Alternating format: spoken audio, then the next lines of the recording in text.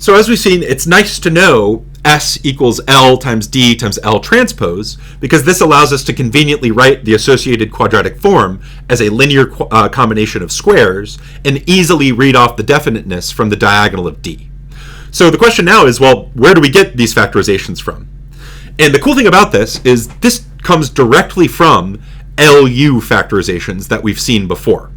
So the idea is that if my matrix is real symmetric, when I'm doing row operations on that matrix, well, the data in the rows is the same as the data in the columns, so L and U turn out to be related. Now, let's look at an example to see how that relationship works. So I have a matrix S that I applied our LU factorization technique to, and I produce S equals LU here. Now, at first glance, it might not seem like these two matrices are related, but let's take a closer look here. In particular, I want to take a close look at the first row of U, and I want to point out that it's related to the first column of L. In fact, if I look at the first entry of U, it's equal to 4. Well, the first entry in the first column of L is equal to 1. So what happens if I factor out 4 from the entire first row of U? What I'm left with is the vector 1, negative 12 divided by 4 is negative 3, and then 16 divided by 4 is equal to 4. So the first row of U is 4, which is the first non-zero coefficient here, multiplied by the first column of L. That's kind of interesting. When I look at the second row of U, what I see is that the first non-zero entry here is equal to negative 5, and if I factor out negative 5 from that entire first row, I'm left with 0, 1, and 7, which is exactly the second column of L. So the first row of U is 4 times the first column of L. The second row of U is negative 5 times the second column of L. And if I look at the third row of U, I see that it is equal to 6 times the third column of L. So when we're constructing L times U, when our matrix S is real symmetric, because the data in the rows is the same as the data in the columns, we end up with this relationship between L and U. Now, what does that mean algebraically? What that means is that this matrix U can be factored as D times L transpose, where D is the diagonal matrix whose diagonal entries are the diagonal entries of U. So 4, negative 5, and 6. What this allows us to do is write down an LD-L transpose factorization. Our matrix S, which we had previously factored as L times U, ends up factoring as L times D times L transpose, where L came from the LU factorization, and D was the diagonal matrix whose diagonal entries were the pivots in the matrix U produced from LU decomposition. So that's a cool insight, and what's interesting is this turns out to always work.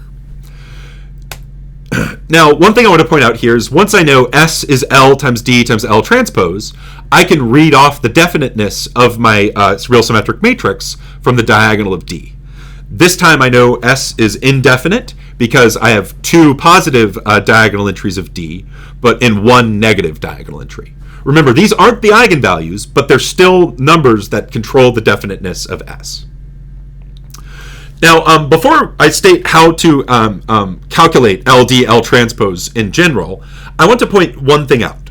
Now, what we're going to see is that our technique for calculating LD-L transpose will require the PA equals LU procedure, but it will be important that as soon as we need a row swap, that our algorithm will terminate, and the conclusion will be that the matrix doesn't have an LD-L transpose factorization, and that the definiteness is indefinite.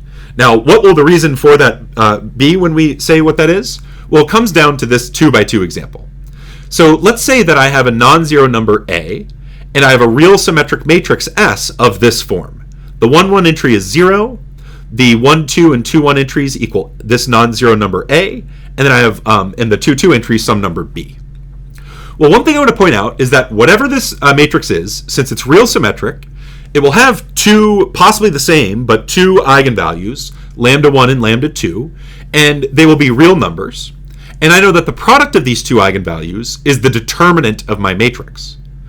But this is a 2 by 2, and the first 1, 1 entry is equal to 0. So the determinant here is actually equal to negative a squared, which is a negative number. So that tells me that lambda 1 times lambda 2 here has to be a negative number, which means one of those eigenvalues is negative and the other one is positive. Well, if I have a positive eigenvalue and a negative eigenvalue, that immediately tells me that this matrix S is indefinite. The point I'm making is that if I was looking at this matrix S, I now know that anything of this form is indefinite. And if I wanted to row reduce this matrix, the first step would be a row swap, because I have a 0 in the 1, 1 position, which I would swap with this A in the 2, 1 position. So the first step here in row reducing S would be a row swap, and that was exactly when I was dealing with an indefinite matrix. So I want that in the back of our heads as we proceed to state our algorithm.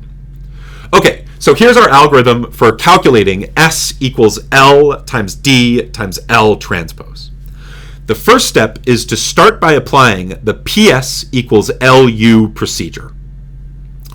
And step 2, so this is where we start in the 1, 1 position, eliminate the entries below, move to the 2, 2 position, look for a pivot, eliminate entries below, so on and so forth. Remember, this is PS equals LU. This is not reduced row echelon form. So we do not scale our pivots, and we do not eliminate upward.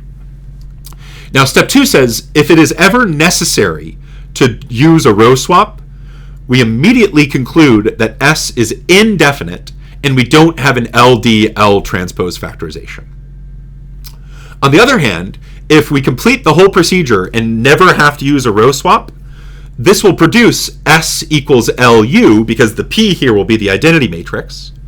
And so with that information, like we did in our previous example, we can define D as the diagonal matrix whose diagonal entries are the pivots in U, and this will give us S equals L times D times L transpose. So throughout this process, at the end, we will produce L times D times L transpose as long as we don't need a row swap. And in the case we need a row swap, the conclusion is that the real symmetric matrix was indefinite. And the upshot to this procedure is that it doesn't require us to use eigenvalues at all. So we can identify the definiteness of our real symmetric matrix without calculating any eigenvalues. So it's much more efficient to do this than it is to complete the square using the spectral theorem. So let's look at an example. Here I have a perfectly good real symmetric 3 by 3 matrix. And so I want to factor this as L times D times L transpose. So what our procedure says is to start by row reducing. So I have a negative 2 in the first position. That's going to be my first pivot. And I use that to eliminate the 4 and the negative 10 below my negative 2. So that's R2 plus 2R1 goes to R2, and R3 minus 5R1 goes to R3. So that clears out the 2 entries below negative 2. Now I move to negative 3, which is my next pivot, and I use that to clear out this negative 12 in the 3, 2 position. That requires that I do row 3 minus 4 times row 2 goes to row 3, and that produces my upper triangular U. That's the row echelon form of S, or that's a row echelon form of S. So this is exactly what I do when I do PS equals LU. And one thing to note here is that we didn't need a row swap at all. So this will give me an LDL transpose factorization. Now, one thing I immediately know here is that all of the pivots in U are negative, which tells me that my original S had to be negative definite. The pivots in U control the definiteness of S. And furthermore, this gives me the LDL transpose factorization. I have my L, which came from placing the negatives of my multipliers in the appropriate positions in this 3 by 3 lower unitriangular matrix. I have my D, which is the diagonal matrix whose diagonal entries are the pivots in U, and then I have L transpose. So my LU factorization here produced S equals L times D times L transpose, and along the way I concluded that this S was negative definite, and I didn't have to do a single thing with eigenvalues along the way. Here's another example. So in this example, I started with this seemingly innocuous 3 by 3 real symmetric matrix, And I started in the upper left-hand corner to row reduce, and I used this 1 to eliminate this 3 and this 11. So I did that, and I got to this second matrix. But now, when I go to look at my second pivot, I realize that I'm looking at a 0. Now, I could factor this as PS equals LU, but I'm going to need a row swap at this step. Well, as soon as I know I need a row swap, my conclusion is that this matrix S is indefinite. I won't get an LDL transpose factorization, but I still can conclude what the definiteness is here without needing eigenvalues. So that's still a win for us.